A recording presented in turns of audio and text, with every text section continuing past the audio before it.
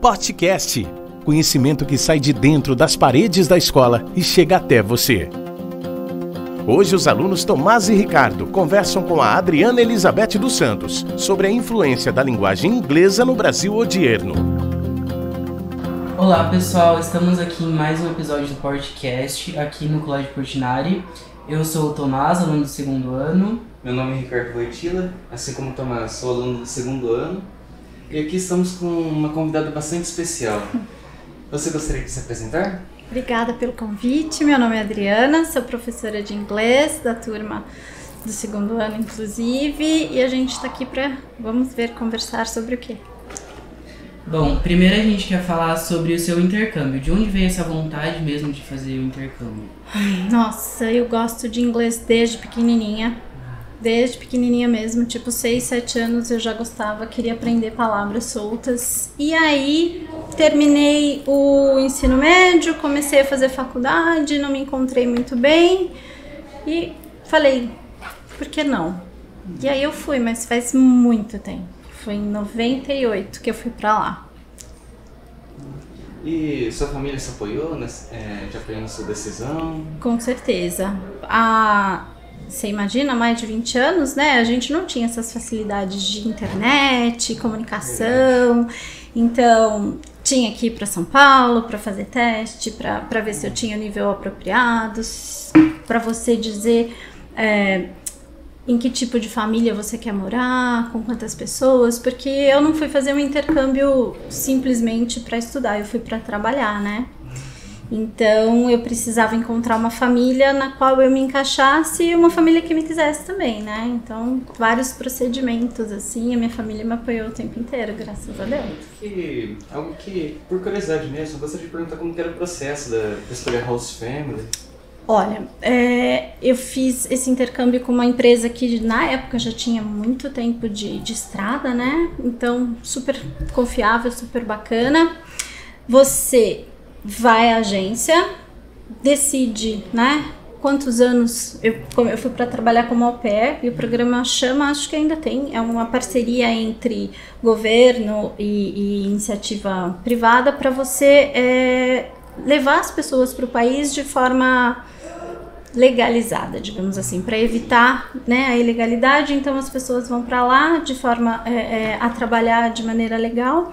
E aí tem várias famílias cadastradas com números de filhos, onde mora e tudo mais, e aí baseado no seu perfil, você diz, quero morar numa cidade grande, não quero morar numa cidade grande, topo cuidar de neném, topo cuidar só de adolescente. Então você vai preenchendo um formulário, né? Claro que quanto mais, digamos assim, quanto mais você escolhe, mais você vai limitando a sua possibilidade de ser contratado. Pelo menos naquela época em que eu fui, as famílias costumam ser numerosas, né? Então, se você diz, não, só cuido de um, restringe um pouco a facilidade de você encontrar uma família. E a partir do momento que uma família de lá acha o seu perfil adequado para eles, combinava-se, né, um bate-papo, na época por telefone.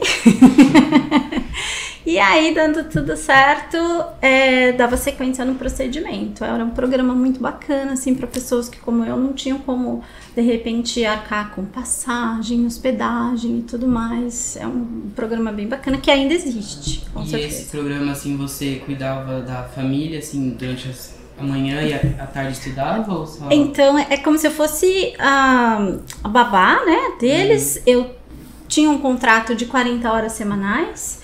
Então, eu levantava, as crianças saíam com os pais para a escola logo cedinho, eu ajudava no café da manhã e eu cuidei de 3 crianças maravilhindas. Era um rapazinho de 8 anos, uma garota de 6 e um pequenininho de 4. O de 4, eles não vão na escola como as crianças aqui, eles vão meio período, que significa ir um dia sim, um dia não. Então, no dia que ele não ia, eu já ficava trabalhando com ele. No dia que ele ia, daí eu tinha manhã livre, né? A criançada saía às 3 horas, então às 3 horas eu ia a pé buscá-los, porque era super pertinho. E aí eu ficava com eles até às 6, às vezes levava de um lugar para o outro, eles tinham bastante atividades, então vai treinar, vai nadar, vai balé, e eu que dirigia a criançada para lá e para cá. E era recomendado que eu jantasse com a família para criar mais laços. Então até umas 7 horas mais ou menos eu tava com eles. Mas de finais de semana eu tinha folgas, trabalhavam sim ou não, para poder passear também. E acredito que essa rotina acabou sendo bastante diferente da sua convivência aqui no Brasil. Foi. Ao mesmo tempo que a cultura é muito próxima, tem coisas bastante diferentes, claro, né? Então, por exemplo, eu lembro de conversar com a minha prima que fez intercâmbio para a Inglaterra e ela contar que nos banheiros ingleses tem, por exemplo, carpete, banheira, raramente tem chuveiro. Eu esperava encontrar alguma coisa parecida, mas não, tudo muito igual a gente, né? Aí, o que me chamava a atenção, por exemplo? A mãe, né, a minha mãe americana, ela não tinha o hábito, por exemplo, ou a preocupação de deixar a casa super arrumadinha. Então, por exemplo, o garotinho de 4 anos ia colocar leite nos sucrilhos de manhã, é aquele galão de 3 litros, né? Então, é claro que dava uma espalifatinha assim.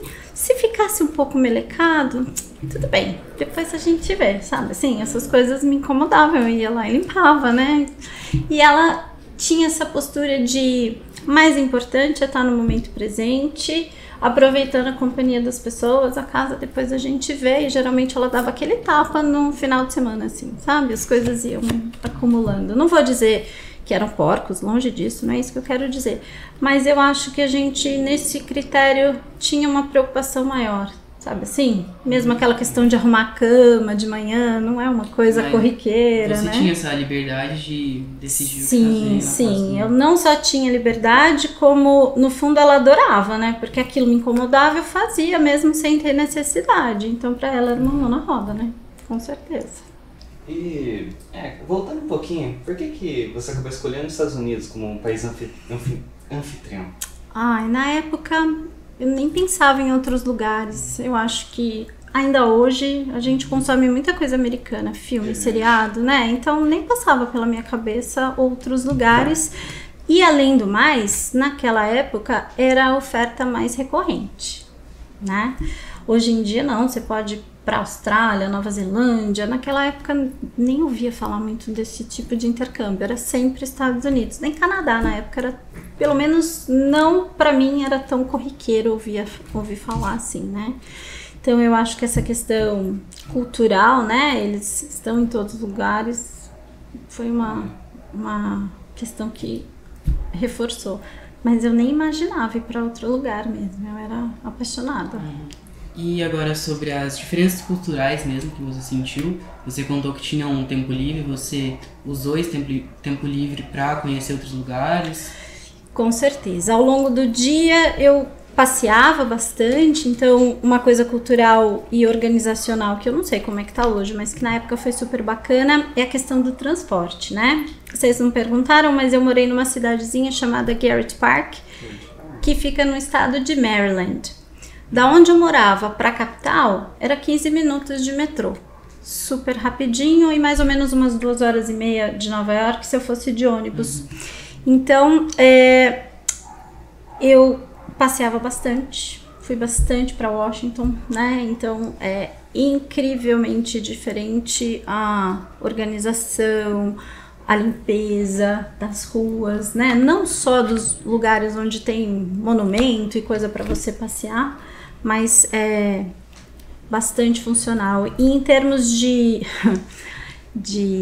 transporte, é claro que a gente paga mico, né? Então, no meu programa de intercâmbio, a gente era obrigado a cumprir um número de horas de curso, né? Não era só uma questão de ir lá para trabalhar, não, é para aprender e tinha essa bolsa de estudos, digamos assim.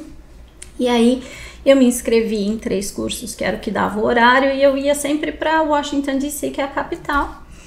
E aí na primeira vez fui lá, né? A minha host mother falou para mim: então você faz assim, assado, frito, cozido, refogado. Eu falei: suave uma ova, né?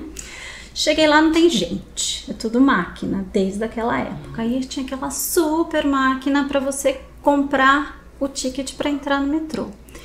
E diferentemente do Brasil, que além de ter o guichê, você paga um preço e vai para qualquer lugar, lá você paga de acordo com a distância.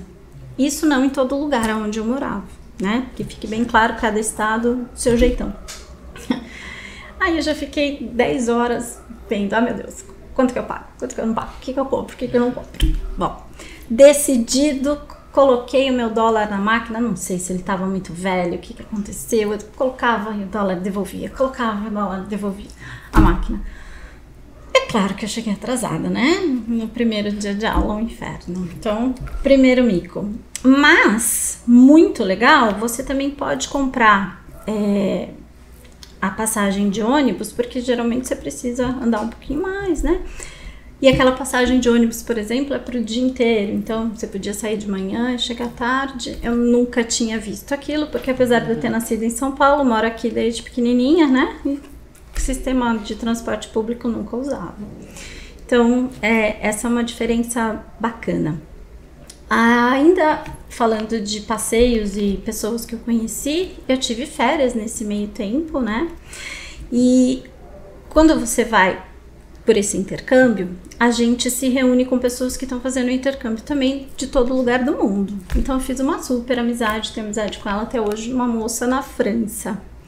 E aí a gente já se grudou logo do começo. Todo mês a gente tinha reunião para conversar, porque sempre dá saudade, né? Você tá numa família diferente e tal, hábitos diferentes. Então a gente se reunia até para contar as experiências, se tivesse alguém passando por alguma dificuldade emocional, tem apoio e tudo mais, já é parte integrante do programa, então a gente tem contato com todo mundo, né?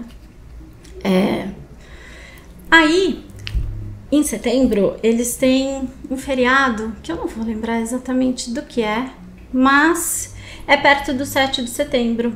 E aí, na época que eu fui, a banda Só Pra Contrariar era famosa ainda. Não sei se vocês conhecem, acho que não. Mas eles estavam fazendo um show lá em Nova York. E aí a minha amiga francesa já tinha ido e falou, vamos lá, você vai adorar e tal, né? Bom, chego lá no show, um monte de brasileiro. O show acontece na Rua do Brasil lá. E é claro que eu encontrei a Varense lá, né? Já fiquei assim...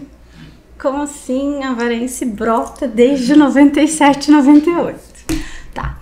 Aí a minha amiga foi e pregou uma peça em mim, porque ela falou, vamos pra Estátua da Liberdade pra passear, pra você conhecer, tirar foto lá? Falei, opa! E daí, não sei se ainda é assim, mas no metrô você só consegue descer lá na ilha da estátua se você ficar, acho que nos 2 ou 3 primeiros vagões do trem. E propositalmente, ela fez a gente ficar mais pra trás. Nossa, eu me senti em filme de Hollywood, sabe? Abrindo portinha e correndo, porque é claro que ela fez terrorismo, falando, olha, o trem vai voltar e a gente não vai conseguir descer e tal. Então, aí, abre a portinha, passa pro outro vagão, passa pro outro vagão. Aí, durante as minhas férias, isso a gente foi no final de semana que eu tava livre e ela também. Aí, quando eu tava de férias, 2 semanas de férias, a minha mãe, eu convidei minha mãe passou essas 2 semanas de férias comigo lá. É claro que eu fiz a minha mãe passar pelo mesmo perrengue de correr. Foi bastante marcante. Vocês imaginam que quando eu fui, as Torres Gêmeas ainda estavam de pé, né? Então, há um tempão atrás.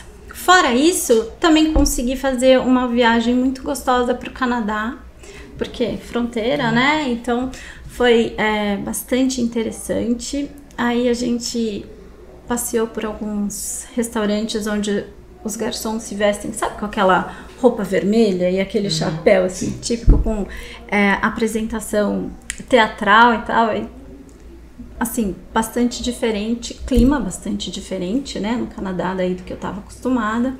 Mas a região onde eu fiquei ali, temperaturas parecidas com as nossas, no verão, na primavera. Agora no inverno, bastante frio, com certeza, né? Tive que renovar todo o guarda-roupa. Levei um monte de roupa que eu nunca usei na vida, né? E você se adaptou bem a esse frio? Adoro. E lá é tudo preparado, né, Ri? Não é aqui que tá um super frio e você morre de frio em todo lugar. Você entra no ônibus, tem aquecimento. Você entra no carro, eles ligam o aquecedor. Você desce do carro, em casa tem aquecimento. Ninguém anda muito na rua no inverno. Então, você não vê ninguém passando frio, assim, né? Então, é diferente, é bem agradável, bem gostoso. Acho que outra coisa que eu não me lembro se você já falou é sobre o tempo total que você ficou lá. E assim, o que você mais sentiu durante esse período? Sentiu falta durante esse período? Ai, senti saudade profunda da minha família em casa, né? Muita saudade, muita saudade. O programa, na época, pelo menos, funcionava assim. Você faz todo o processo de inscrição, você deixa um dinheiro de caução, que se você completar o seu contrato, quando você voltar, eles devolvem aquele dinheiro. A família que está te contratando paga metade da sua passagem de ida, e se você ficar o contrato inteiro, a passagem inteira de volta, né? Então, o meu contrato era de 1 ano. Eu podia ficar 1 mês como turista depois, então 1 ano e 1 mês, o meu visto estava garantido. E se a família quisesse e eu quisesse, eles podiam tentar renovar o contrato por mais 1 ano. Mas, nossa, eu morri de saudade, queria voltar loucamente. Então, eu acho que o que eu mais senti saudade mesmo foram das pessoas de casa, questão de estar sempre muito grudada. Agora, se você perguntar assim, e comida, e não sei o quê... Gente, eu engordei 17 quilos lá, comidatudebom.com, ok? Hábitos diferentes, eles não comem juntos, né, no almoço, as crianças estão na escola ainda, os pais estão trabalhando, então o jantar acaba sendo a refeição mais familiar ali, mais substanciosa, né, mas não foi por causa dessa inversão que eu engordei, não, é que eu experimentei um monte de coisas.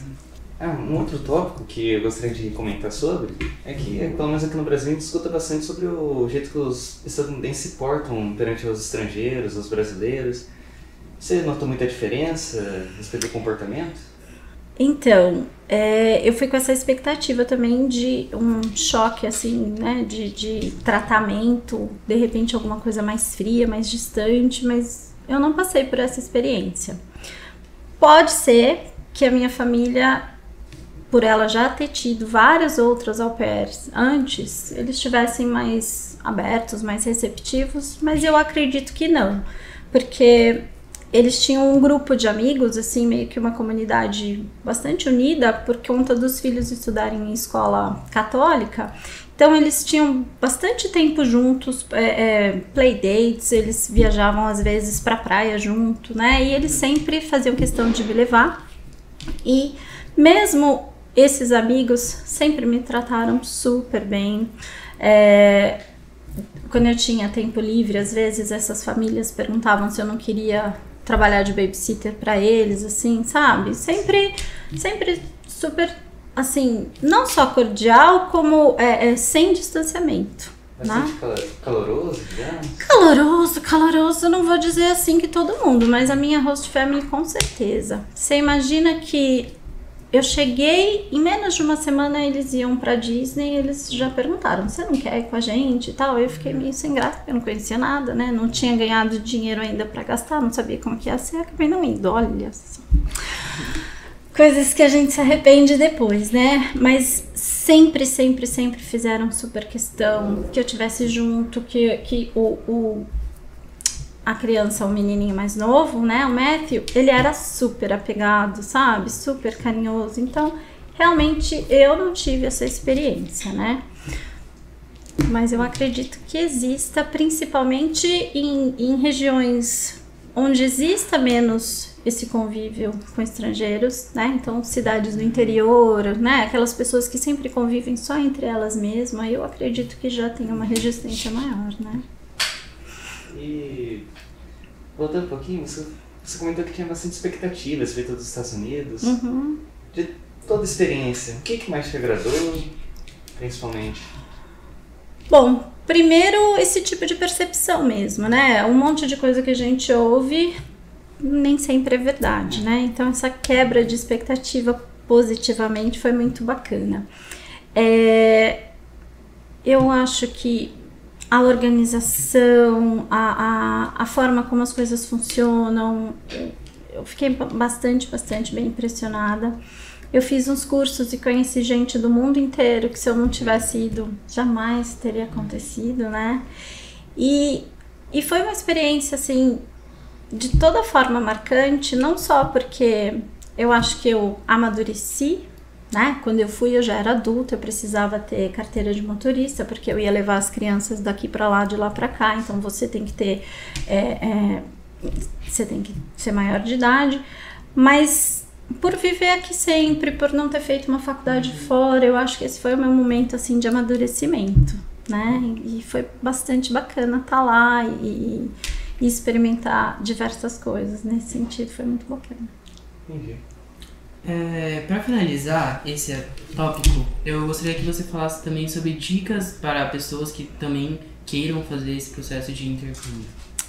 Eu acho que seria super importante a pessoa buscar se conhecer e se entender primeiro, né? Porque eu acho que tem mais chance de você não se frustrar. Então, você quer ir pra quê? Né? Você, de repente, sei lá, assiste alguma coisa, lê alguma coisa e fala, não, quero ir pra Nova York. Se você só vive em Avaré, é um contraste muito grande, né? É uma cidade grande, tem todos os seus perigos e suas belezas, mas é uma rotina diferente, é um ritmo diferente. Será que é a melhor opção? Nos Estados Unidos, a gente tem esses centros maiores e mais importantes, então, por exemplo, Washington, Nova York, mas eu morava numa região considerada subúrbio, né? Então era pequenininho, seguro e de fácil acesso. De repente, eu acho que pensar nessa questão é bastante importante. Brasileiro tem muito aquela questão da síndrome de vira-lata, né? Aquele, desculpa, meu inglês não é bom o suficiente. E não é bem assim, né? Dependendo do lugar onde você for, você vai ser recebido de uma forma que, se precisar repetir, vão repetir, sabe? E a gente sempre tem mais inglês do que a gente acha, na minha opinião, né? Então, vai falando. O que mais que eu acho importante? Aí vai depender do estilo do seu intercâmbio, né? Se você vai para estudar, se você vai como eu para trabalhar, eu acho que a depender disso é sempre buscar a melhor família, conversar antes, né? Para chegar lá e não se frustrar. Se você vai para morar em alojamento, se certificar, conversar com outras pessoas que já foram, porque hoje em dia é sempre muito fácil, né? Você, Google Maps, pessoa que já foi, o que gostou, o que não gostou, né?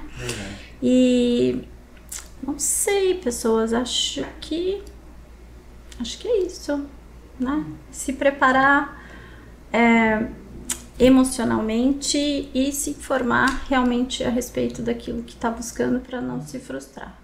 Então, agora finalizando a respeito do intercâmbio, vamos mudar um pouco de tópico e seria sobre a educação bilíngue. Como funciona o conceito da pedagogia bilíngue?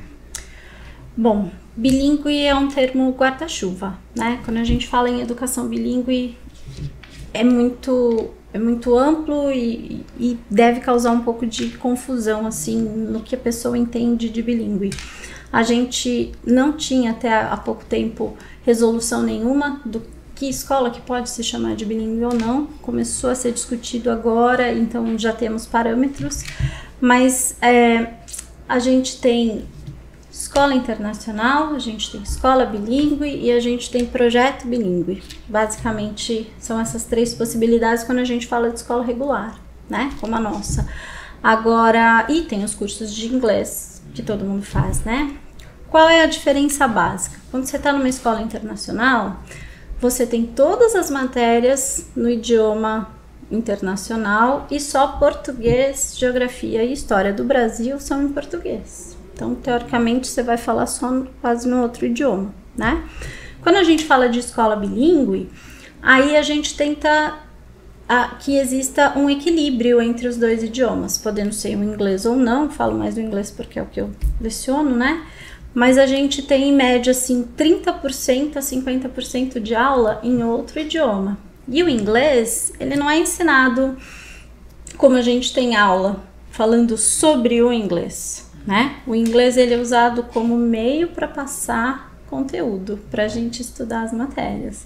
Então ele meio que vai caminhando junto, né? O foco não é o inglês, o foco é a outra matéria. Uma coisa muito mais natural, exatamente. Né? Então você vai aprender geografia e o idioma que está sendo usado para te passar os conceitos de geografia vai ser o idioma estrangeiro, certo? Então é diferente um pouquinho. E o projeto bilíngue, que tem a ver com essa carga horária estendida, ela é uma mistura do inglês das escolas de idioma com a escola bilíngue. Tenta-se usar o inglês como meio de instrução. E aí, não respeitando essa porcentagem, geralmente a cada ano da escola você tem uma matéria ou outra que é ensinada em inglês. E aí, podendo ser 3 vezes por semana essa aula ou 5 vezes, mas geralmente é uma professora de inglês como eu que vai ensinar geografia, que vai ensinar biologia, que vai ensinar história usando o inglês. Vocês vão concordar comigo que é um trampo desgraçado, né? Porque aí eu vou ter que estudar essas outras matérias para as quais eu não tenho uma formação específica. É muito difícil você encontrar, pelo menos por enquanto, professores de áreas específicas que tenham um inglês, não o inglês da escola de inglês, mas o inglês para falar de termos técnicos da sua área, né? Então, teria que ser um profissional com muito contato realmente com a língua, né? Geralmente alguém que já faz a faculdade com isso em mente, porque provavelmente vai ter, né, essa matéria extra em inglês para se adaptar aos termos técnicos, né? Ou de repente alguém que fez mestrado fora, aí já fica mais fácil, né? Então essa seria uma das dificuldades da implementação dessa metodologia no ensino brasileiro. Com certeza.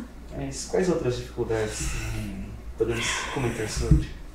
Eu acho que a formação do professor é a maior, porque agora com essa nova legislação, os professores vão precisar, porque já são formados, fazer um curso de extensão, então precisa haver um estudo de pelo menos 120 horas para poder entender, tem que ser na área do bilinguismo para entender termos, como que funciona, porque durante as aulas bilíngues é muito normal que as crianças, principalmente quando começa nos pequenos, né, que elas misturem o português, o inglês. E se a gente pensa em escola de idioma, existe um certo tabu, né? Você vai lá, você tem que falar inglês o tempo inteiro e tal. E não funciona assim na escola bilíngue, é super natural essa troca de idiomas, esse code mixing que a gente chama, né? Então, o professor precisa estar preparado para entender esse processo pedagógico mesmo, né? Então, precisa fazer esse curso. E existe a determinação de que o professor tenha pelo menos um nível B2 de inglês dentro de um chamado quadro comum de referência europeu, né? Então, se você é B2, você é intermediário, que é pouco, né? E aí, isso acaba dificultando bastante. A gente, quando fala de inglês intermediário no Brasil, então você está na escola de inglês e fala, eu estou no livro intermediário. Não é necessariamente dizer que você realmente tenha, que você consiga fazer o que esse quadro diz que é esperado em termos comunicativos, né? Então, é a formação do professor, com certeza, a parte mais difícil. E eu acho também que um pouco dos mitos que se criaram em torno disso, principalmente quando a gente fala da educação básica, da educação infantil, né? Tem muitos mitos do gênero, mas se o meu filho ou minha filha começarem a estudar numa escola bilíngue, isso não vai atrasar o desenvolvimento deles no português? Será que não vai confundir? Será que ele não vai ser uma sobrecarga mental? Então existem todos esses mitos para os quais a neurociência já desbancou, mas ainda acontece, então pode ser que haja resistência, né? Isso aí é difícil de mudar. É verdade. É um processo longo. Exato. Tem pessoas que falam até de a criança esquecer, talvez, de como falar português e começar... Pois é, vocês sabem, eu tive aula disso semana passada, e aí a professora do curso, ela falou, na verdade é assim, o cérebro, ele funciona tranquilo para os dois idiomas. O que acontece é que, por exemplo, qual é a palavra que veio primeiro, veio mais rápido? Foi maçã? Então ele vai falar, I want maçã. Mas não é porque ele não sabe Apple, é porque aquele só veio primeiro, entendeu? Ou se, por exemplo, é uma família que tem realmente parente lá e parente aqui, que fala inglês e português, e é Dia das Crianças, por exemplo. Esse não é um feriado lá. Então, se eu, que sou tia dessa criança que mora nos Estados Unidos, eu mando um presente para ele, e ele vai conversar comigo, ele pode virar para mim e falar, oh, and thank you for the present do Dia das Crianças. Porque não faria sentido para ele falar Children's Day, já que isso não existe lá. Então, a pessoa bilíngue que vai crescendo desde pequenininho, ele faz essas mudanças, mas ou porque é mais fácil, ou porque para ele é mais coerente. Então, é muito bacana estudar sobre isso. E assim, talvez a minha percepção, mas o ensino bilíngue está sendo mais restrito a escolas particulares e existe uma tendência para tornar essa metodologia as escolas públicas? Existe projeto, né? Essa normatização vem inclusive para tentar aplicar isso. Já existe modelo de sucesso, não vou saber dizer para você exatamente, né? Mesmo porque quando a gente fala de bilíngue, não sei vocês, mas eu tinha, né, essa ideia errada que são 2 idiomas só e a gente sempre pensa no inglês, né? Mas a gente tem muitas línguas indígenas, tem a língua de sinais, então a gente já tem isso de uma forma ou de outra, não tão estruturado. Mas, infelizmente, é uma realidade pequena, mesmo dentro das escolas particulares, né? E aí, como a gente falou, vocês imaginam formar os professores do estado, né? Para terem o nível certo, vai precisar de um tempo aí para, né, nivelar o treinamento mesmo, né? E isso é uma coisa mais do ensino fundamental ou também pode chegar a ser do novo ensino médio? Tanto faz? A gente, por conta desse projeto bilíngue, a gente fala muito mais do Fundamental 1 e do infantil, na verdade, né? Então, existem muitos materiais, muitos projetos para isso, mas é possível que aconteça do começo ao fim. Inclusive, quando a gente fala da carga horária do segundo idioma, é 50%, até 50% no fundamental, e quando chega no ensino médio tem que ser pelo menos 20%. Mas o que acontece? Muito difícil implementar no ensino médio agora, né? A partir do momento que você vem lá de trás e vai crescendo, daí tranquilo, né? Então tem esse outro problema, né? A implantação vai ter que acontecer em etapas, com certeza, como está acontecendo com o novo ensino médio, né? Está no primeiro ano, mas não está no segundo ano. Exatamente. Então, tem a adaptação. Mas eu acho bastante importante vocês trazerem esse tópico, porque no fundo, é mais uma questão que abre a lacuna aí do ensino e de oportunidades, infelizmente, né? Aprofunda, infelizmente, a desigualdade nesse sentido. Vai buscar carreira, quem teve a oportunidade de aprender um novo idioma, tem mais chances de sucessão na carreira, crescimento social. Com certeza, com certeza. Você imagina que quando eu voltei dos Estados Unidos, era em 98.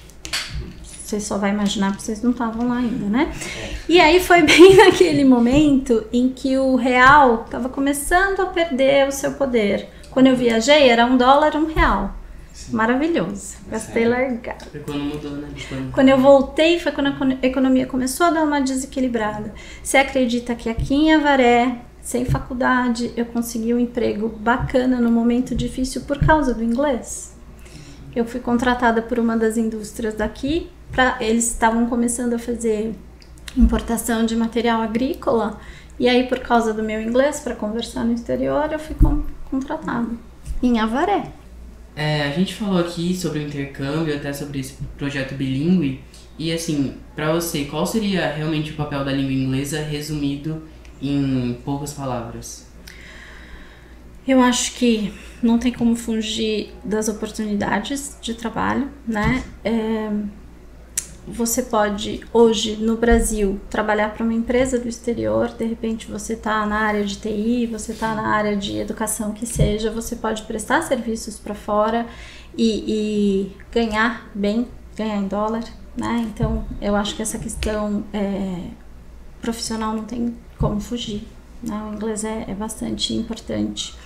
Se você pensa em trabalhar na área da saúde, você vai ser com certeza convidado a pesquisar, e aí você vai escrever artigos. A gente sabe que a maioria dos artigos nessa área, né, tem que ser no inglês, quer dizer, nem que seja um inglês instrumental ali para você ler e escrever, é básico, é imprescindível, mas ele é essencial, mas ele já não é mais diferencial.